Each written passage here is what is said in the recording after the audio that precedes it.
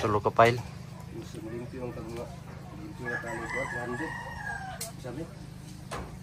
Sa may taas-taas na tama na gina. Kini may mga butong sa amin mo, bisa mo down pa kaani o bisa mo down pa yung design diri. Ya, sako.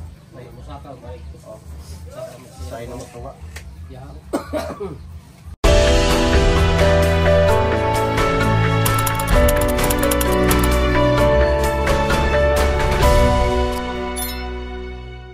So ayan mga kababayan, maligayang araw na naman po sa inyong lahat, maligayang buhay mga kapugong biyahero. So ngayong araw na ito po, nandito tayo sa aming probinsya at umuwi po ako dito ngayon mga kababayan. Nandito po ako sa bahay ng magulang ko. Dito kasi ako umuwi mga kababayan pag wala kaming lakad ni Sir Paul. Ayun nga mga kababayan, gaya ng ano nyo sa ating title is magpagawa na po tayo ng bahay. Ngunit ang bahay na ipapagawa po natin ay ang bahay na ito mga kababayan. Bakit ito yung ipapagawa natin? So, bakit nga ba hindi sariling bahay yung ipapagawa natin mga kababayan? So ganito po yun kasi ang bahay na ito ay pinagawa ko rin to mga kababayan nung nakaraang 2016. Ayan, inumpisahan ko to noong 2016. Nag-loan ako sa SSS. Ayan, nag-loan ako doon sa SSS. Yung may trabaho pa ako sa isang company. So, hanggang umabot ng ngayong taon ay umabot siya ng mga 9 years. Ang tagal po at hanggang ngayon po ay hindi pa tapos. So, ang gusto ko sana mga kababayan ay ipatapos tong bahay ng aking mga magulang. Siyempre, mga matanda na sila. So, gusto ko rin na makita na meron silang maayos na bahay. At alam naman natin na kunting panahon na lang ang ipalagi nila dito sa mundo. So gusto ko iparamdam sa kanila na ang pagmamahal siyempre at saka sa paabot natin sa kanila o sa pagpa-feel natin sa kanila na mahal natin yung ating magulang. Kaya naisipan ko na ipaayos itong kanilang tahanan mga kababayan. Kahit naumpisahan na natin to, napagawa natin pero hindi pa natapos kasi yung budget natin po ay kinulang. So ngayon mga kababayan, meron ako na kunting naipon. Kahit kung saan man lang abutin nitong ating budget ngayon, so doon lang tayo, doon lang yung hangganan. So kung hindi man matapos ng budget natin, at least malagyan ito ng ano man lang mga kababayan, yung may magbago man lang. Kasi sa nakikita nyo dito sa harapan, ayan, i-share natin mga kababayan. So, kita nyo, ito naka-glass to. Ayan, naka-glass. Ito kasi yung inuna ko mga kababayan, naka-glass doon sa kabila din. Ayan, may glass yan. Kasi nakaharap yan doon sa kalsada. Ayan. Kaya sinadya ko may glass dyan. Yan yung inuna ko nung nakaraang 2020. Ayan, 2020 pa yan mga kababayan. Nag-umpisa kami magpanday ni Sir Paul. Meron akong naipon. Nagpanday kami sa bahay ni na Irene yata. Yung pinakaunang ano namin. So binili ko ng ganyan sliding or glass. So 2 piraso, nagkahalaga yun ng mga 10,000 din mga kababayan. Pero dito sa loob, sa gilid, makikita natin na wala pa yung glass. Ang nakalagay dyan is itong kumot at saka kortina. Ayan, makikita natin yan mga kababayan. Wala pa yung glass. Ayan, ay nilagyan ng kortina para yung hangin hindi masyadong papasok. Pero papasok pa rin mga kababayan. So ito yung ipagawa natin. Ipakita po natin mga kababayan. Ayan. So ayan, nakatiwangwang pa yan dyan mga kababayan. Ayan, wala pa yung glass. So doon yung inuna natin kasi nasa harapan yun. Hindi masyadong kita kasi dito sa gilid. Pero open pa yan, oh. Tapos yung sa taas, kahoy, walang kisame, at saka open pa rin dyan mga kababayan. Yung hangin papasok-pasok lang dito. Kaya ito yung ipapagawa ko po. At yung division po kasi nito, ayan, makikita natin na yan, oh. Yung ano lang, ayan, yung division. So plywood yung division, pero hindi pa hindi nakapako. Temporary kasi yan mga kababayan. Oh, pakita natin. Ayan. Dito rin ang mga gamit nandito lang. Wala pa kasing lababo na talagang malagyan ng mga gamit. Dito yung mga kutsara. Tapos meron pang washing dito. Ito, nabili natin to sa pagpapanday rin. Ayan. So dito, ang division dito is wala rin yan mga kababayan. Ganyan din yan. O, tinabunan na lang kurtina para hindi kita. So ito yung ipaayos ko. Ayan, meron kaming rip na maliit dito. Maliit. Nabunot ko naman to sa namin company. Kaya binigay ko rin kina mama. Tapos dito ang lutuan ay talagang ganyan. Yan. Yan yung lutuan, kahoy. Tapos yung lababo ganyan lang. Tapos yung hangin dito malakas. Ayan. Concrete yan mga kababayan, pero talagang hindi pa natapos. So ito yung natin, project. Ang CR dito sa loob, pero maliit at saka pwede naman magamit. Ayan, ayan. So ito yung ayos ko mga kababayan. Ito yung kwarto nila mama dito, ang kalat-kalat. Puro mga gamit ng mga estudyante. Yan. Dito kasi yung mga ng estudyante. Mga pamangkin ko. Yung mga damit nila. Oh. Tapos dito naman is bintana rin to. Ayan. Open po yan. Walang walang glass. Ayan. Trapal lang nilagay nila dito. Oh. Ito natin dyan sa likod. Oh, mga puno-puno. Lansunis dyan. Ako nanguha ng lansunis mga kababayan. Puno na yan. Open. Oh. Tapos dito sa kabila may naroon din dito. Open rin. Ayan. Lagyan ng banig. Ang dilim dito sa loob. May mga uniform ng estudyante. Tapos dito sa kabila, ito yung kwarto ko pag uwi ako. Ayan, makikita natin na ang kalat-kalat din. Damit ko dyan, oh. Ito lang yun. Oh, nilagyan ni mama ng ganyan, oh, para medyo Tapos dito rin mga kababayan, makikita natin na wala pa rin tong glass. Oh. Lang, hero ang nilagay para hindi papasok yung ulan. Pero pag malakas yung hangin, ang ingay. Ganyan-ganyan. Maingay. Oh, ganyan lang po yan. Papasok kasi dyan yung tubig pag malakas yung ulan. Kaya nilagyan ng yero. Wala pa kasing budget. So, tapos nilagyan ng budget para hindi masyadong klaro yung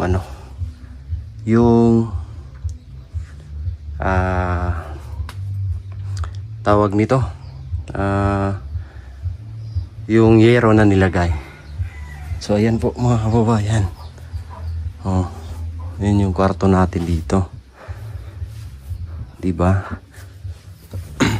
Dati nung nakita nyo sa vlog ni Ralph, nung pumunta si Ralph dito, dito is malalim pa to. Ayan, dito sa sala malalim pa. So ngayon natambakan na po siya mga kababayan. Nakapantay na. Ayan, pantay na rito.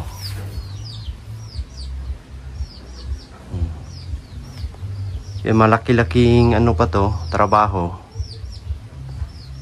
para papagawa natin lahat to. Diyan daw, sabi ni Papa, is marupok na daw to. Itong kahoy na to marupok na daw kasi umakyat siya dyan. Ayan oh. Yan, na ano na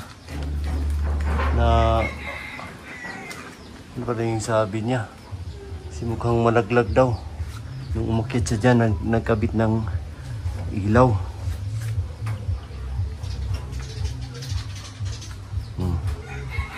So malaking kulang pa itong mga kababayan. So ito yung project ko or ipapagawa ko na bahay. So ang pagpapagawa naman nito mga kababayan ay siyempre hindi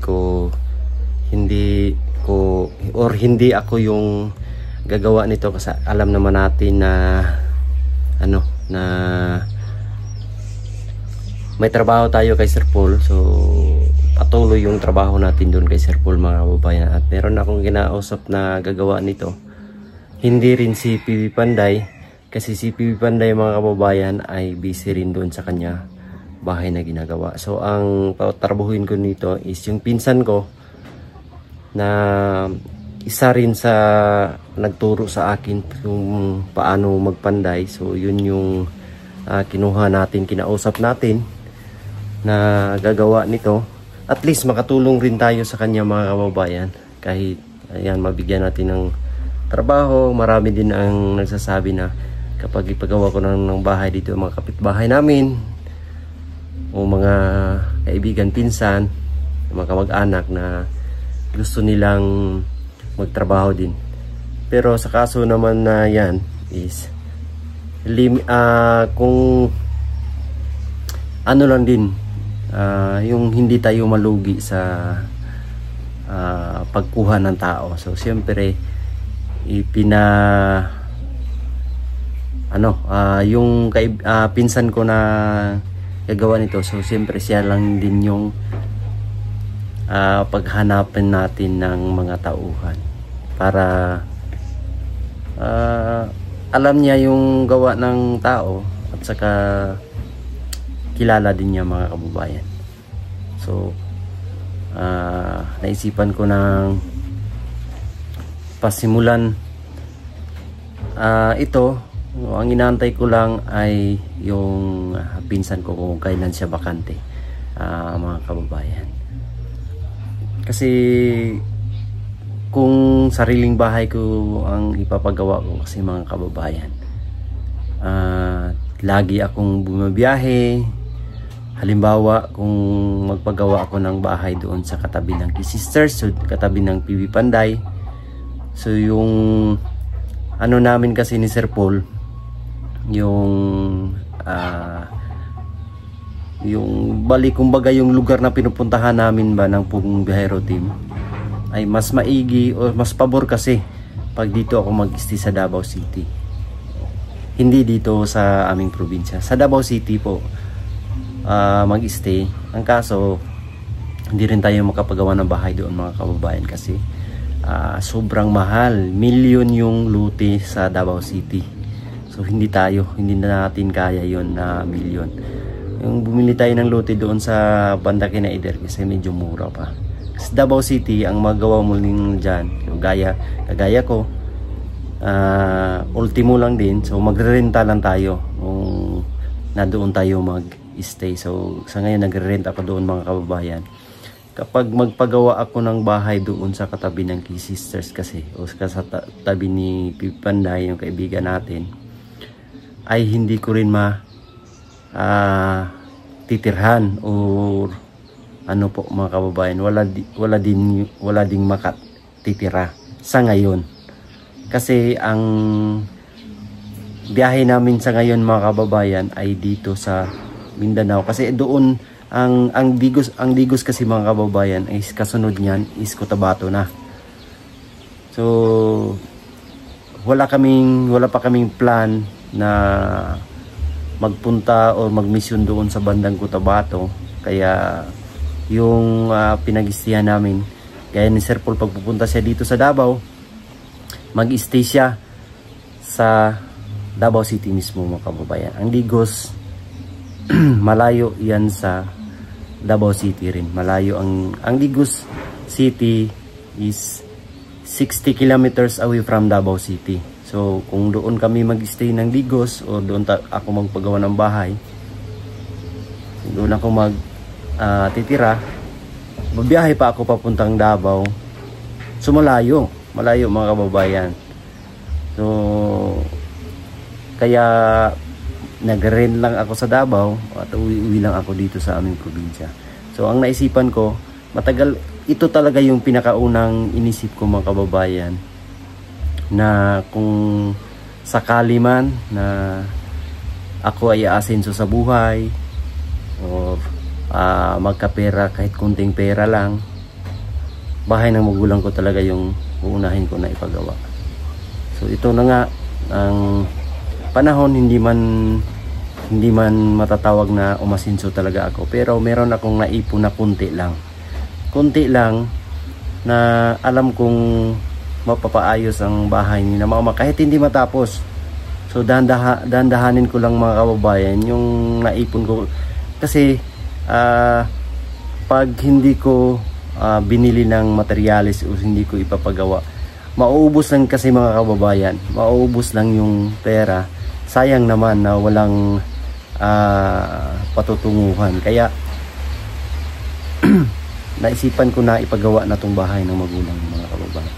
Yan, marinig nyo, maulan, maingay talaga siya kasi yero, walang kisame, maingay. Oo, umulan kasi dito mga kababayan, kaya maingay. Tapos yung hangin pa dito, pag dito kasi sa probinsya namin, lalo na pag December, malamig yung panahon, ay gigisingin ka sa sobrang lamig. Totoo po yan mga kababayan. Kahit itanong mo yan kay Ider, kay Idito, dito sa probinsya, sobrang lamig. Lalo na pag yung papuntang December, January, ayan, malamig dito mga kababayan. Lalo na pag walang glass dito. Walang sangga, open. So sobrang lamig talaga dito mga kababayan. So inantay ko lang yung chinachat ko yung pinsan ko, inantay ko kung kailan siya bibisita dito. So, pag-usapan namin kung kung ano yung about sa suhulan o sa sweldo niya, o pakyawan ba or per day. So kasi ako mga kababayan ay kung ako yung gagawa, maantala yung mission namin ni Sir Paul o ng PB team sa pagpunta sa mga mission, maantala yun. So ipapagawa ko na lang sa iba para hindi maantala yung aming mga mission ni Sir Paul pagbalik niya dito sa Davao. Si babalik yun dito sa Davao si Sir Paul mga kababayan, may inasikaso lang si Sir Paul doon sa kanila. So, ayaw ko naman na gano'n na maantala yung aming mission, at saka sayang din kasi alam naman natin na kapag sasama tayo kay Sir Paul is makapag-vlog tayo. Ayan, at the same time makapagbigay ng tulong. So hali isa ngayon din ay so ako yung nandito para kahalili ni Sir Paul sa mga dapat niyang gagawin o puntahan. So ako yung nandito mga kababayan para yung tulong ay hindi maantala. So ako yung pupunta sa mga lalo na sa mga scholar.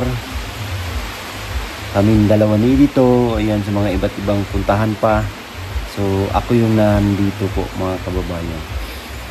So yung materialis na binili ko po ay talagang yung inipon ko ay binili ko lahat yung nung materialis.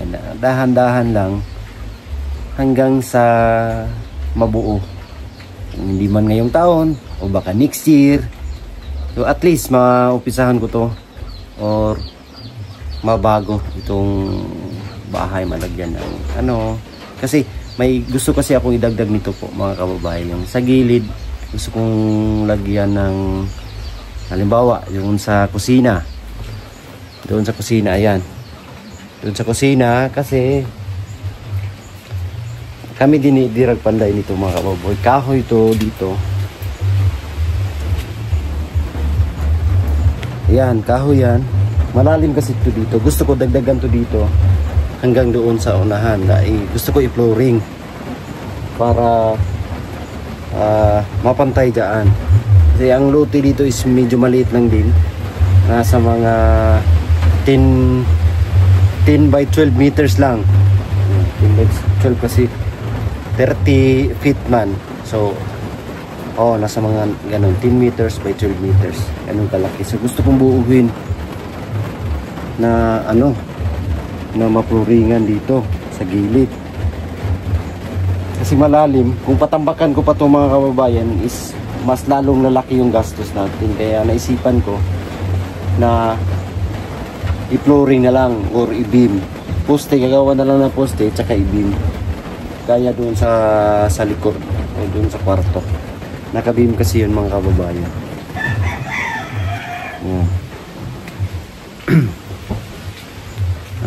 Sana ay maumpisa na to at sana ay mapatapos natin ng ngayong taon. So, nagpe-pray din ako mga kababayan na sana kakayanin ko to kahit sa dahan-dahan lang, kahit abutin ng December ngayong taon is mapatapos ang bahay na to para mabigyan ko naman ng saya yung mga magulang ko, mapaayos tong bahay. Ayan, so yun lang po mga kababayan. Maraming salamat po sa inyong lahat na suporta at pagmamahal. Gusto ko talaga magpasalamat sa inyo kasi kung hindi dahil din sa inyo mga kababayan, hindi ko rin magagawa itong lahat. Kaya thank you so much po sa inyo talaga, sa mga hindi nag-skip ng ads. Maraming salamat sa inyo, sa inyong pagmamahal. Sana patuloy kayong sumusuporta sa Tugong Biyahero Team, sa pangunguna po ni Sir Paul. Maraming salamat sa inyo. God bless po. I love you all. Bye bye.